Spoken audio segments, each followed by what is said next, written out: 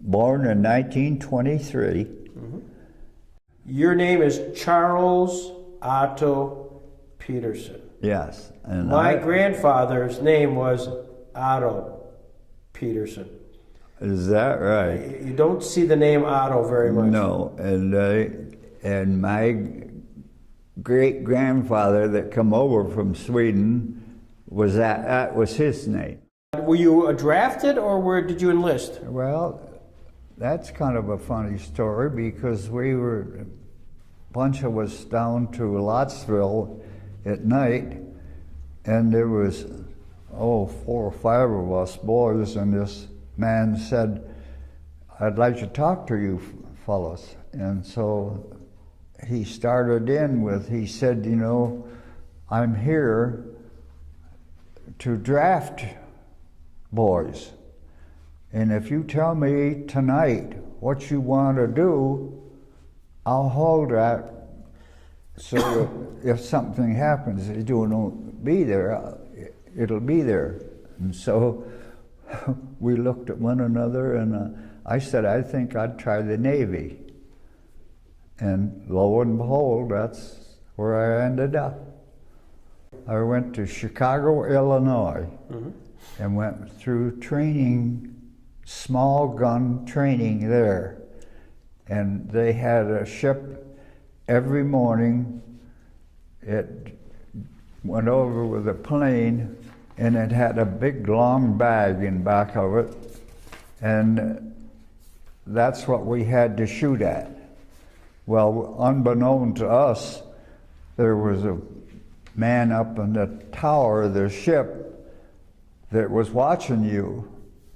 And when you got back, they said it was 2 or 3 of us out of there that passed that test. And they said, "You will go from here to Gulfport, Mississippi." That's where we ended up taking our final gun training, and that was with the big guns. Your first exposure to segregation, blacks, whites? Yes, that was my first, and it was something so new that you just couldn't take it all in. You know, it was so much happening over a short period of time, and it was quite a deal.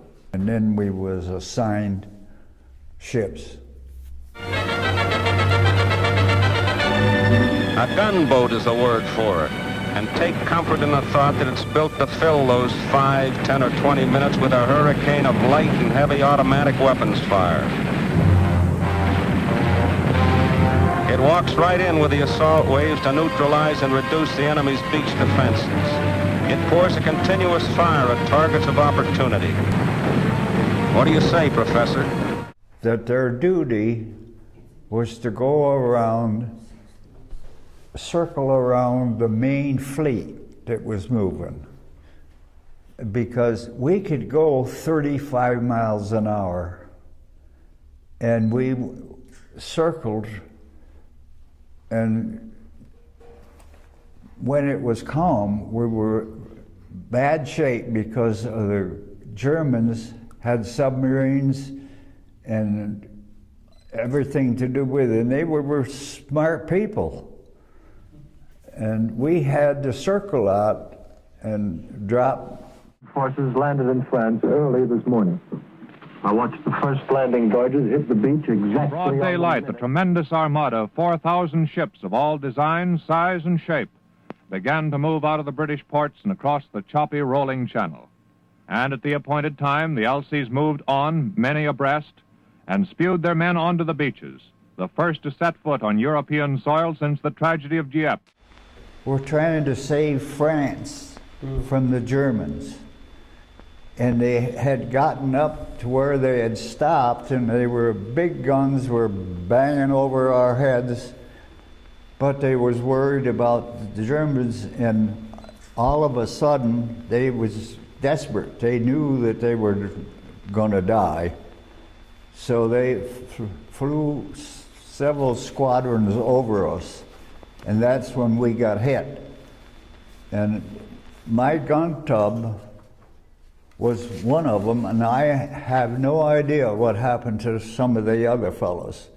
But my gun tub went right over the side, and I ended up in the water, and I was just about in the water, and I marveled at what engineering somebody done, because that gun tub was made circle ladders so that you could run up and down with your gun.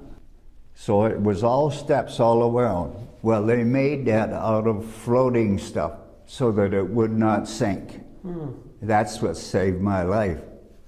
What's the sensation? I mean, you get hit, your gun tub gets hit. Everything happens so fast that you can't imagine what goes through your head, you know. You thought, this is it, you know, and it wasn't. You were strapped in, and when the plane hit, it knocked us down, and I went down, and I couldn't get loose from here because I was down in, and I was there for, it seemed like a long time. But anyway, pretty soon I heard a voice hollering, "Are you still all right?" And I said, "Yes." He said, "I'll come and get you." He says, "I'll be after you." And when he come, he had the dinghy, what they called a dinghy, and it took the skipper and the mates to shore whenever they wanted to go for some reason. And so he saved me. He finally got another guy, and they come and got me out of there. But you were in the water though, right? The whole gun tub was in the water, yes. Wow. Only just you and your layer, what they call the layer, was the guy that put the ammunition on the gun. That's what happened to him? I never knew. I never knew that. The biggest thing that I can remember was when we went across the equator. They pulled out every hose there was, and the mates in that got the hose down the young guys, you know, and it knocked you right off your feet. You just went sliding, you know. It was quite a deal. Yeah, and then you got the plaque that they finally give. It was about that big around that they give you. The bunks were only just room enough so that you could slide in. Well, we hit a storm, and the bilge pumps couldn't keep up.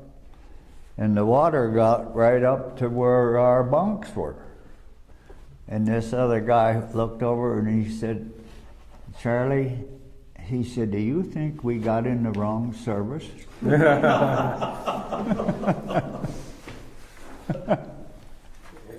1943, basically, until 3.5 years. 3.5 years. And I'm one lucky fellow. And when I finally got back home, back then there was hardly any cars. Everything was by railroad. But I was walking from the railroad to go home, and I got as far as Lottsville, and this man that owned the store had a Model T and he had made a platform in the back, and he would deliver groceries to people that couldn't get out. And he said, "Welcome," you know. He come out and give me a big hug, and he was glad to see me. He said, "I'm going to take you home." So we got up this hill, and we started up Peterson Hill. He couldn't make it. So I said, "Well, that's all right, I'll walk." "Oh, no." He said, "I'll get there." He went down and turned around at the bottom of the hill and backed it. And it backed right up over the hill, no problem. So you wanted to make sure you got home. Yeah, he made sure I got home. And he went in, when we got in, and I said, my mother and dad all come hug me and everything. I said, I was lucky. And my grandmother just clapped her hand. He said, young man, I want you to know that we prayed for you every night. You were saved by the Lord. Oh, they were very religious. We were actually in France for the 60th anniversary of D-Day. Chuck's daughter took us, and we went to Normandy, and we went to the beaches, and he said he wanted to leave there because he said when he stood there and looked out at the water, all he saw was dead bodies. I started to cry. You know, I had to get out. I couldn't take that. Because as far as you could see, there was graves, and wherever where you looked at that, they put them in so that you could see up every row. That was terrific. You know, off and on, I think about it lots of times at night. It'll come up, and you wonder why, and you know, all of us fellows, afterwards we were milling around and we would say to one another, what good was it? You know, what did we gain? Japan is still there. France and Germany is still there.